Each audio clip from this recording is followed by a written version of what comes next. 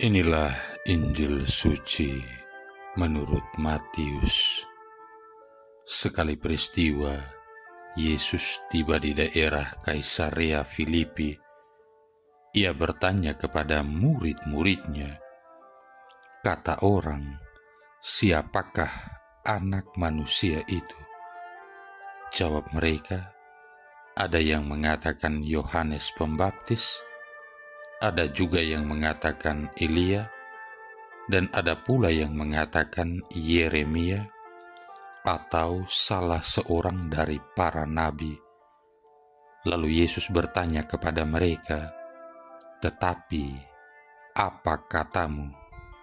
Siapakah aku ini?"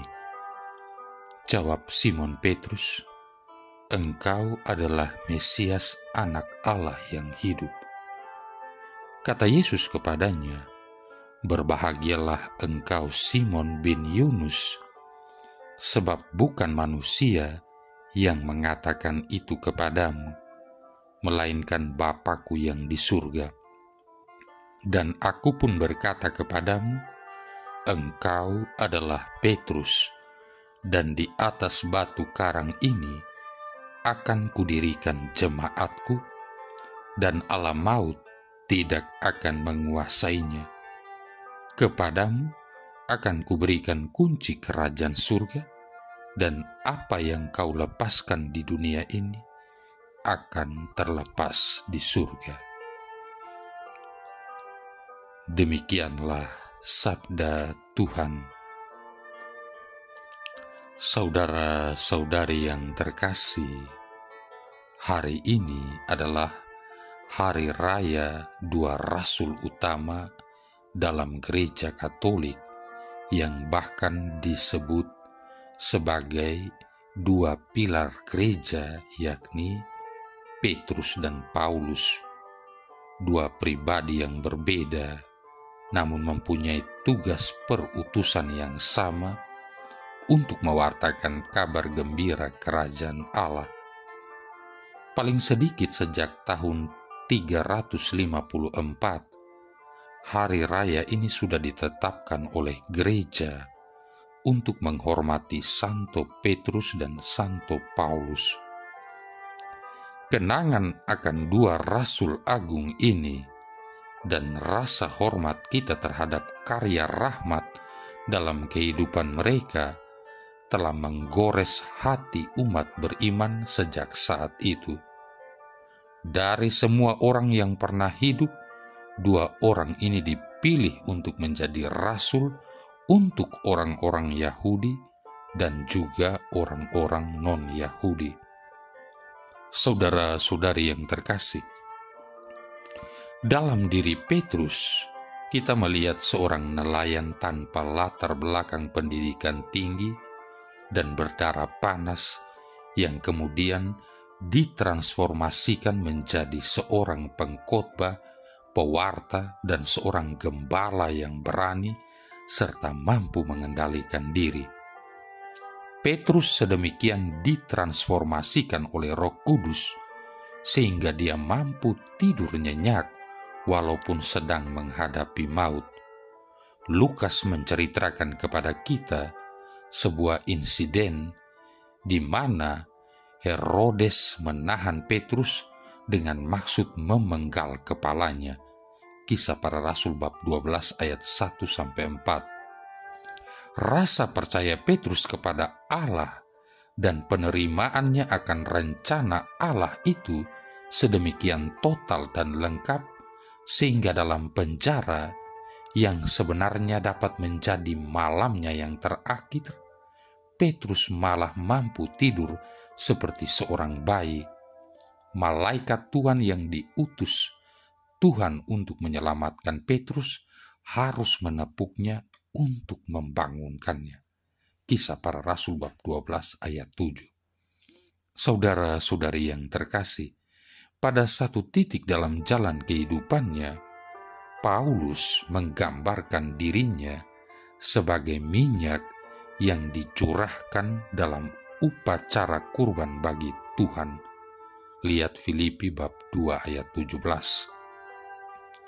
mantan Farisi ini yang sebelum pertobatannya giat mengejar dan menghukum mati para murid Yesus, begitu diubah sehingga dia dapat menerima kematiannya dan mempersembahkannya bagi Tuhan sebagai tindakan penyembahan. Kita bisa lihat 2 Timotius bab 4 ayat 6. Paulus rela menyerahkan hidupnya demi Injil Yesus Kristus yang diwartakannya. Ketika nasibnya sudah pasti, Paulus tetap tenang, menerima dan terus menaruh kepercayaannya pada kesetiaan Allah. Kuat kuasa Allah untuk mentransformasikan kita sebagaimana Dia mentransformasikan Petrus dan Paulus adalah tidak terbatas. Jika dua orang ini mampu mengubah seluruh dunia, mengapa harus ada perbedaan dengan kita, dengan Anda dan saya? Allah senantiasa mengundang kita semua untuk ikut ambil bagian dalam panggilan sebagai rasul, untuk mengajar, menjadi saksi Injil, mengasihi dengan kasih Yesus, ikut serta dalam pertandingan sampai garis akhir seperti yang ditulis oleh Paulus. Lihat 2 Timotius bab 4 ayat 6-8. Saudara-saudari yang terkasih, di dalam ID card warga negara lain, rasanya agama jarang sekali dicantumkan karena agama sudah masuk ranah privat, sama halnya dengan status perkawinan. Tapi bagi kita, khususnya orang Indonesia, ada label agama yang tidak bisa kosong, bisa Katolik atau yang lainnya. Pertanyaannya sama seperti di atas. Menurut Anda, apakah definisi agama? Siapakah Tuhan bagi Anda? Berdasarkan pengalaman Anda beragama, Tuhan itu bagaimana? Apa pengaruhnya bagi kehidupan Anda sekarang? Setiap orang akan sampai pada pertanyaan-pertanyaan ini di dalam hidupnya. Khususnya bagi kita umat Kristiani, apa artinya Yesus Kristus bagi kita? Kita semua tahu apa yang ditulis oleh Santo Yohanes, Santo Matius, Santo Markus, dan Santo Lukas dalam Injil-Injil mereka. Para murid Kristus telah membuktikan bagaimana pengaruh ajaran Kristus dalam hidup mereka. Bahkan dalam kitab Kisah Para Rasul, hampir semua pengikut Kristus mengalami aniaya dan penderitaan. Toh, mereka tetap bahagia melakukannya, bahkan upah mereka adalah boleh memberitakan Injil. Hari ini dirayakan penghormatan bagi Santo Petrus dan Santo Paulus. Mereka berdua mengalami dan menghayati Injil sungguh-sungguh sampai akhir hidupnya. Tetapi perbedaan paham antara keduanya tidak pernah membuat Injil surut dari pemberitaan. Mereka terpisah, tapi masih tetap dalam semangat pekabaran Injil yang membara. Santo Petrus terus memberitakan Injil, dan di akhir hidupnya ia memilih tidak layak mati seperti Kristus Sang Guru, sehingga memilih mati dengan disalib terbalik dengan kepala di bawah. Sedangkan Santo Paulus yang surat-suratnya tersebar sebagai tanda pekabaran Injil di seluruh Asia Kecil, wafat sebagai martir dengan kepala yang dipancung. Mereka tetap bahagia dan terus berkobar semangatnya dalam penderitaan akibat pekabaran Injil. Saudara-saudari yang terkasih, apakah kita juga berani mengungkapkan siapakah Kristus bagi kita saat kita menghadapi tantangan dalam hidup? Ada yang mengatakan bahwa penderitaan adalah mimbar terbaik dalam mewartakan kasih Tuhan.